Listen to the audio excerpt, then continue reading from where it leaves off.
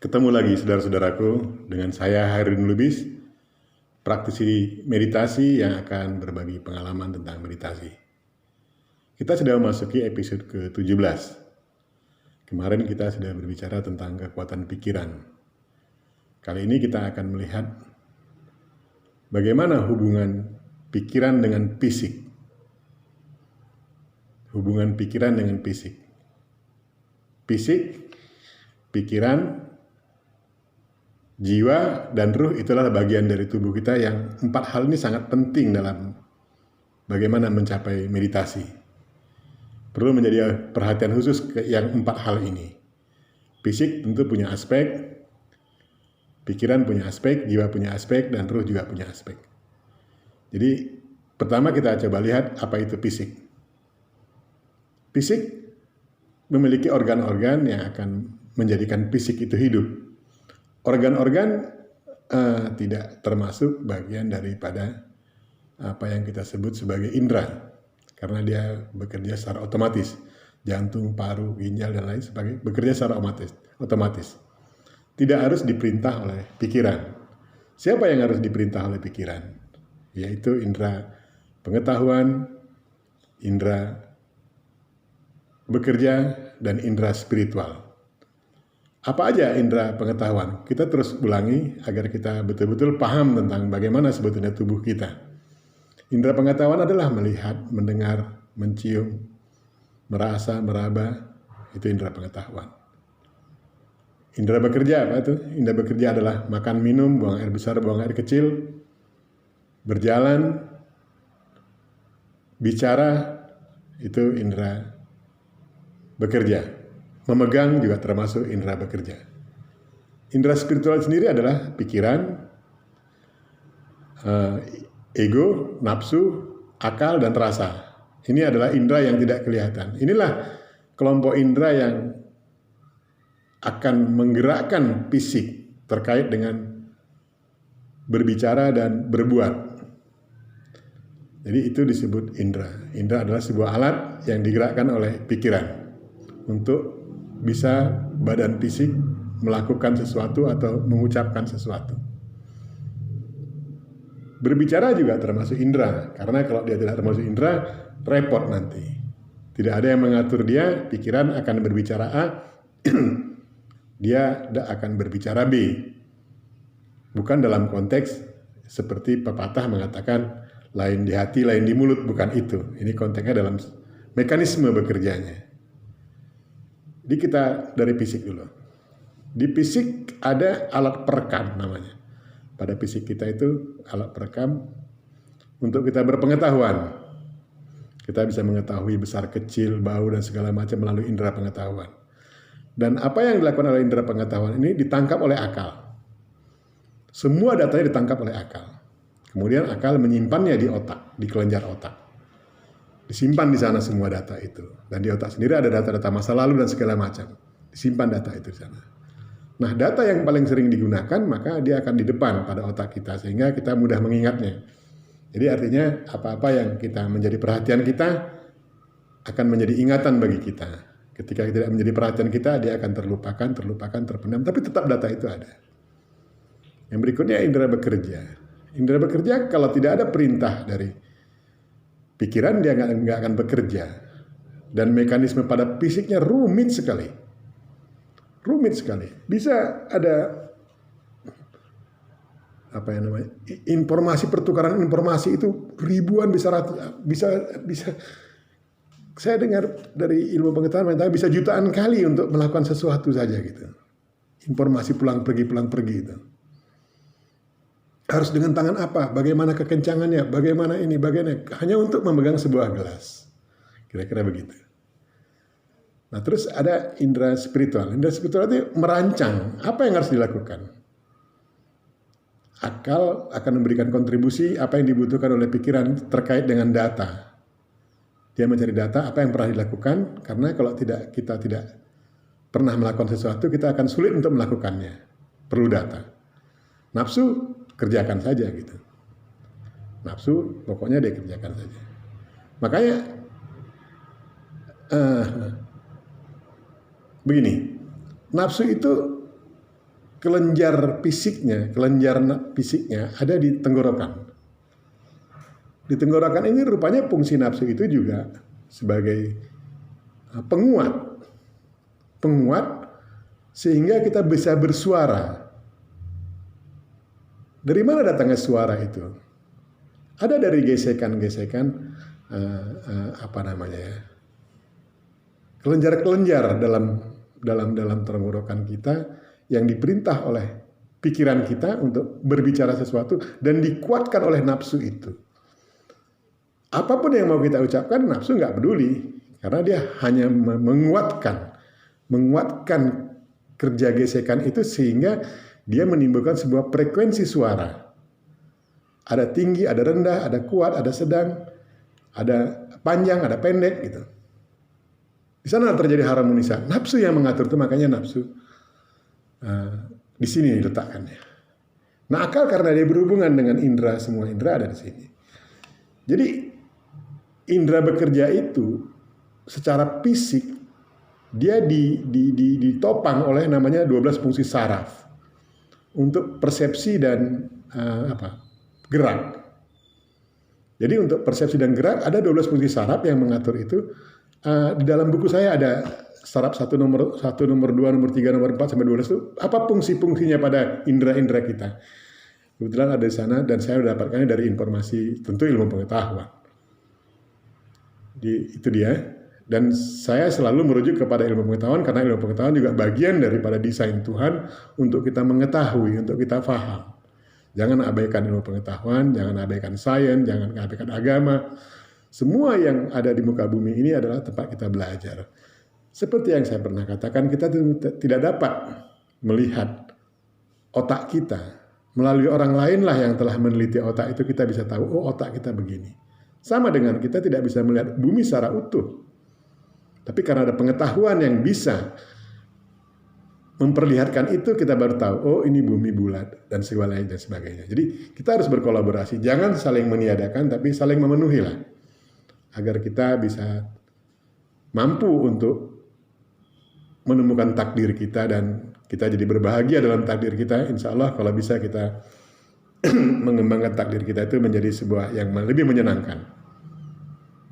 Berikutnya kita lihat pikiran. Pikiran menjadi penting ketika kita coba membedah akunya aku. Siapa akunya aku sesungguhnya?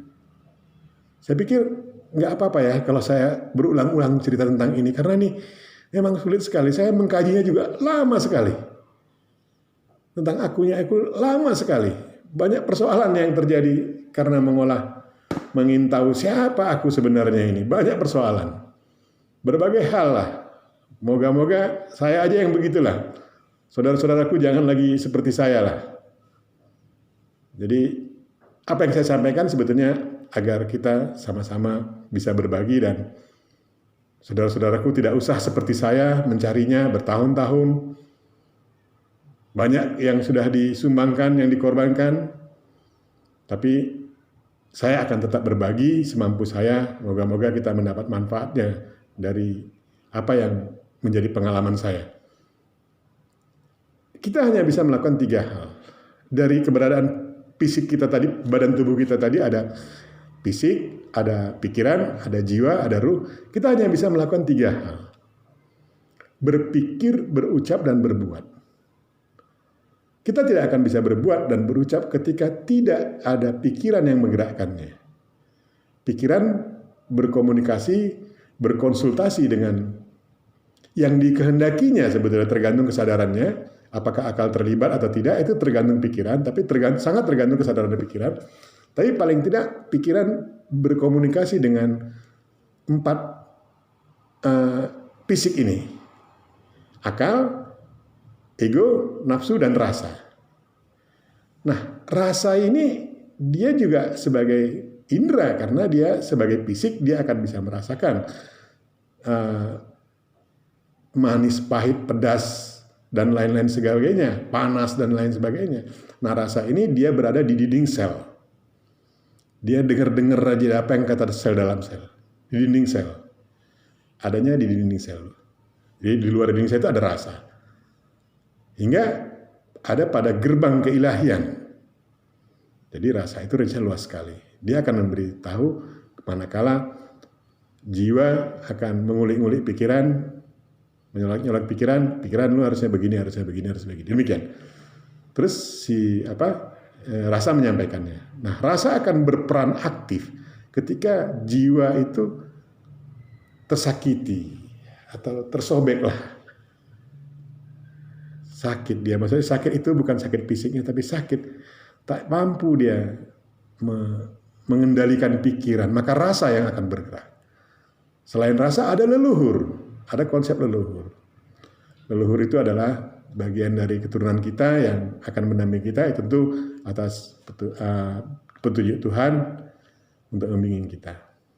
Kembali kepada pikiran tadi. Nah, ketika pikiran melakukan sesuatu dan memerintahkan untuk menggerakkan sesuatu, maka fisik akan bergerak melalui mekanismenya tentu. Nah, ketika kita sadar, pikiranlah yang menjadi komando semua aktivitas fisik. Memang jiwa adalah usernya fisik. Badan tubuh kita ini usernya jiwa. Jadi alangkah sebaiknya ketika pikiran berkesadaran jiwa, artinya berkehidupan jiwa, maka apa yang dilakukan, apa yang diucapkan sesuai dengan hati nurani kalau kita bilang. Apa yang dipikirkan harus sama dengan yang dilakukan. Atau apa yang dirasakan harus sama dengan dilakukan. Itu konsisten, konsekuen, atas komitmen. Dengan bahasa lain, banyak sekali bahasa-bahasa yang menyatakan ini orangnya benar. Karena dia sesuai dengan apa yang dipikirkan, dengan sesuai dengan ucapkan. Nah, sebetulnya pikirkan itu artinya siapa yang menjadi kesadaran pikiran itu. Tidak akan bisa kita membicarakan hal yang benar dari nurani kita kalau kita berkesadaran fisik. Maksudnya pikiran berkesadaran pikiran. Tidak bisa kita ada di terdalam di hati kita, jangan mengatakan jangan ke kanan, tapi pikiran ke kiri. Karena kebutuhan. Kebutuhan akan keinginan. Keinginan yang berubah menjadi kebutuhan. Keinginan bisa dicapai atau bisa dicapai, itu biasa. Tapi kalau kebutuhan harus tercapai karena butuh. Jadi keinginan yang dirubah menjadi sebuah kebutuhan, menjadi sebuah kewajiban. Caranya jadi nggak penting gitu. Itulah kesadaran pikiran. Cara nggak penting sama dia. Yang penting gue ingin ganti BMW yang terbaru, seri 7. Keinginan kan, bukan kebutuhan sebetulnya, karena bisa ada pilihan yang lain. Tapi karena keinginannya kuat sekali dan kesadarannya adalah kesadaran pikiran, maka dia akan berupaya untuk mendapatkan BMW yang seri 7. Cara nggak penting, jadi keinginan menjadi kebutuhan jadinya gitu. Kira-kira begitu. Nah, pikiran mengendalikan semua aktivitas fisik. Melalui apa dia mengendalikannya? Melalui mekanisme berpikir itu. Jadi fisik sebetulnya memiliki kekuatan yang luar biasa. Fisik, pikiran, badan fisik, semua akal nafsu dan apa itu memiliki kekuatan yang luar biasa. Jadi nggak penting orang itu baik atau nggak baik, alim atau tidak alim. Kekuatan itu, power itu bisa muncul. Karena apa? Dia di fisik. Nah, peruntukannya yang sangat ditentukan oleh kesadarannya. Orang sanggup katakan misalnya menggerakkan hujan. Misalnya gitu, memindahkan awan dan hujan. Pengetahuan itu luar biasa. Banyak kita yang bisa demikian. Tapi karena dia memiliki kesadaran pikiran, digunakannya lah untuk hal-hal yang lain. Tapi ketika dia mempunyai kesadaran yang lebih tinggi, kesadaran jiwa, maka kemampuannya itu diperuntukkan pasti untuk maslahat. Itu bedanya kesadaran fisik dengan kesadaran jiwa. Masalah peruntukannya. Powernya ada di fisik. Nanti kita lihat bagaimana hubungan power yang fisik dengan power spirit. Sama-sama power. Nanti kita lihat dalam episode yang berikutnya. Jadi hubungan pikiran dengan fisik adalah masalah siapa mengatur siapa. Jadi siapa mengatur siapa. Jadi ketika pikiran tidak juga misalnya dia ingin melakukan sesuatu tapi si nafsu malas, si ego malas. Bisa terjadi karena sama-sama punya ini. Tapi ketika pikiran berkesadaran lebih tinggi dari kesadaran fisik, kesadaran jiwa, maka tunduk semua aspek indera spiritual. Nah, kenapa terjadi perlawanan antara jiwa dengan pikiran, nafsu dengan pikiran, akal dengan pikiran? Calvin, misalnya gini, kita mau menyeberang sebuah sungai, nggak bisa kita seberangi kalau nggak ada alat, misalnya pegangan untuk pegang kita, apakah tali, apakah bambu. Si akal malas-malesan dia. Kal cari dong apa ide yang bisa kita mendapatkan kayu atau bambu. Akal malas-malesan dia. Kenapa akal jadi malas-malesan? Karena akal memiliki kesadaran akal, pikiran memiliki kesadaran pikiran, bisa bandel, gitu. Bisa melawan. Lu kan sama kesadarannya, gitu kira-kira gitu. Demikian juga nafsu, demikian juga ego. Rasanya diam saja. Cobalah, dia coba menyimbangkan, rasa coba menyimbangkan. Udahlah, begitulah selalu. Sudahlah, lakukan sajalah. Gitu. Jadi artinya semua aspek fisik terkait dengan indera pengetahuan, indera bekerja, dan indera spiritual belum tentu tunduk dengan pikiran ketika pikiran masih memiliki kesadaran pikiran, kesadaran fisik. Tapi mereka akan tunduk kepada pikiran ketika pikiran memiliki kesadaran yang lebih tinggi, kesadaran jiwa. Jadi kesadaran di sini sangat penting. Sangat penting kesadaran. Jadi kira-kira hubungannya begitu. Nanti kita lihat lagi ada apa lagi potensi yang ada dalam fisik. Episode kali ini sampai di sini. Tetap sehat dan bahagia. Kita ketemu besok dengan episode yang lain. Potensi apa yang ada pada fisik. Sampai jumpa. Ayo meditasi.